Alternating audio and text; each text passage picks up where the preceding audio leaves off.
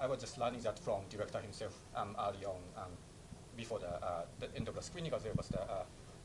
this film itself, as he just mentioned, is that it is very locally grounded, but at the same time, there's this Chansu character who is from Korea, and he speaks in Korean in several crucial scenes as well. And we do see workers from Vietnam, as well as what appears to be a woman from China as well. And if you have a chance to take a look at the end credits as well, the film is this is a very international project because he was working with the French animators and editor, as well as the composer, who's also from France. So the film was made in the midst of the pandemic. So I just wonder if we could sort of ask you the procedure of working on this kind of international and global project, focusing on very local setup.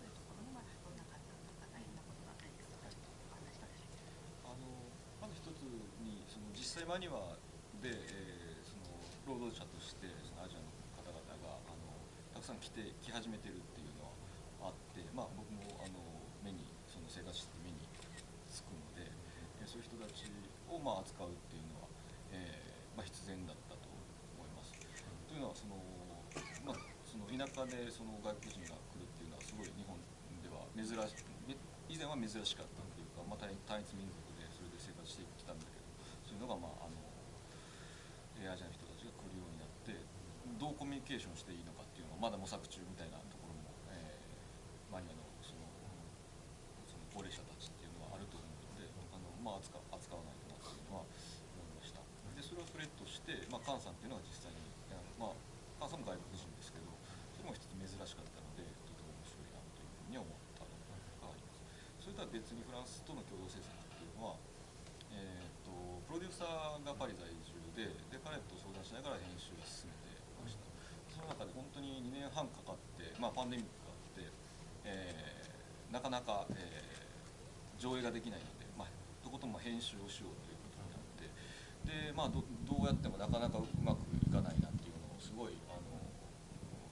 まあ、苦しんでた時に、トリフォーの編集マンのヤンドゥデっていう、方に見たら気に入ってくれて、こうしたらいいよっていうすごいアドバイスをくれるようになって、それをまあ何ターンかしてるうちにだんだんその登場人物が動き出したっていうのを僕たちも体験して、あ、これはちょっと言う通りにやってみようっていう、まあ、本当に大変な作業ではあるんですけど、それまで1年半ぐらいかけてやってたのをまだ10分きれいとかまあきれいというか、ここはこうできるみたいなことを言われて、まあ、1フレーム単位でこうずらしたり合わせたりしながらその何回も繰り返して、まあ、100回ぐらい通してみたり編集が変わったりはしましたね。でその流れの中で音楽もフランス人っていう提案がまあプロデューサーからあったり、アニメーションも、まあ、共通の知り合いのアニメーターがいたのでまあ、やってもらおうという話になって、共同制作という形になったことです。もともと意図してたわけではない。So as I live in Maniwa, I see Asian laborers in my city, and so it was very natural and almost necessary to incorporate those people into my film. And because Japan is a homogeneous country, or used to be, it's still very difficult for people in countryside to learn to communicate with people from different culture, especially elderlies. Yeah, so that's I felt that I really need to put that into my film. Kang Soo, the actor who played Chang-soo, is also from Korea, and my producer was in Paris. So during the pandemic, we didn't have a place to screen, so might as well take this opportunity to edit the film more. So I started working on it, and I was really struggling. I felt stuck, and I got this advice. なんていう方でしたっけ、そのアドバイスをいただいたっていうか。ヤンドゥで。トルフォー。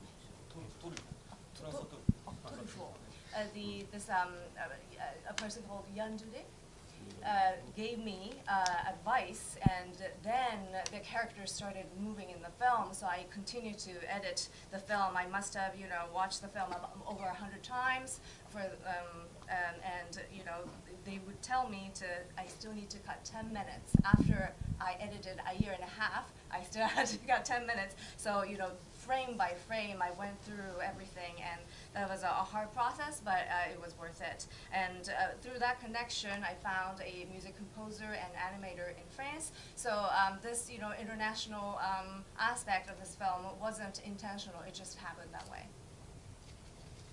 And it may be related to this materiality, or is that a grainy touch of 60 millimeter film. And but on the other hand, as we heard from the director in previous comments, the characters are really as if the extension of the quotidian, sort of everyday existence, as we believe. And so the two questions perhaps, the one being the choice to use the 60 millimeter film for this film, and another being something like a method or philosophy behind your way of directing actors.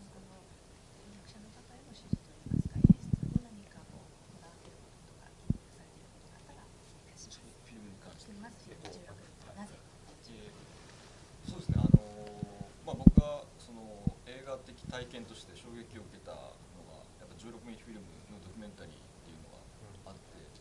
いつでもやっぱし16ミリっていうのは大好きで、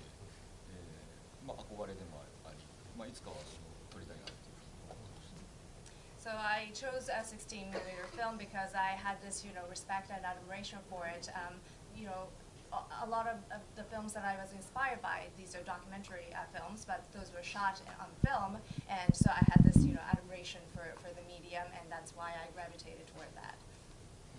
あとだから16ミリで撮るっていうのは、僕が衝撃を受けたのは小川晋介とか土本紀明の政治闘争とかのドキュメンタリーなんですけど、生々しい素材を16ミリで撮ることによって映画として何か包み込むような効果が16ミリあると思ってて、ワイズマンもそうかもしれないですけど、それがマニマっていう自然一見生々しいものを撮るときにフィクションっていうのを今回ちゃんと、フィクションとしても映画として完成させたかったっていうのの大きな効果として16ミリっていうのは機能したんじゃないかなと。So the documentary film makers that I was inspired by, the works of Noriaki Tsuchimoto and Shinsuke Ogawa. They dealt with, political, strife, and they shot those things on film, and I was very shocked and inspired by that. So, they deal with real and authentic things, but by shooting on film, it sort of envelopes in a sort of filter to kind of soften it. So in this film, this deals with the real nature of Maniwa, but I wanted to make sure that this is a fictional story. So that's why by shooting Maniwa's nature, raw and authentic nature on film, it sort of makes it, it gives a little bit of filter to make sure that it's fictional. But we do see fairly explicit reference to politics on a couple of occasions. One being the reference to Olympics, although it's not necessarily mentioned as Tokyo Olympics, but that appeared fairly early on in the film, including the past of the Chance character being the former jockey athlete as well. やっぱし暑苦しいものになってしまうっていうのはあったので、そこはなんか、考えないとなというふうにしてさっき言ったようなことをやったっていう。So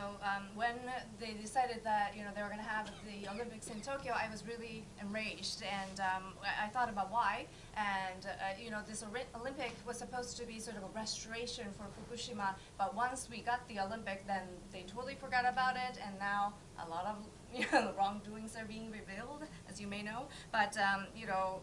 I see, even in Maniwa, there are a lot of people who are having hard times. They're leading hard lives. But something like this, the Olympic, because of the festivities, all the hardships that people are experiencing are sort of buried under those celebration. And that was the sort of a trigger for me to incorporate this element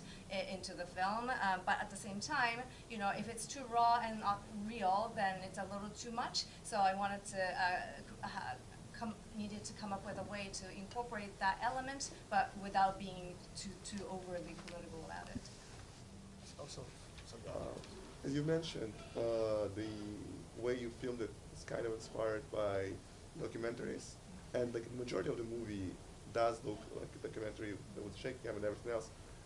up until the moment when the situation with Yamabuki's mom is revealed, and then it becomes a surreal moment, and the cinematography is very different. Why specifically that moment you chose to represent like this? なんかある時間があってもいいんじゃないかなというふうには思っているのが、まあ、お母さんぐらいからそれが始まったということかもしれない。So I really like the fact that in film, there's a moment where you can jump and, it goes beyond time and dimension and it takes you to a different plane. And I like that about a film in general. And in this film, it just happened to be when the mother was introduced, and that was the moment where we could just go to a different, place. まあ、全部見せるんでは例えばそうじゃなくて、途中でもうスパッと切ることによって次のカットの見え方が全然変わってくるっていうことなんですよね。So yeah, it's taking just an action. It's a little difficult to explain, but say there's an action, but instead of showing the whole action, if you cut it somewhere in the middle, then the scene following that, the impression, the imagery of what you see, how you take the next scene totally changes. So that's the sort of the process that I went through, where to cut and whatnot. 見る人の想像力になんか頼っちゃってる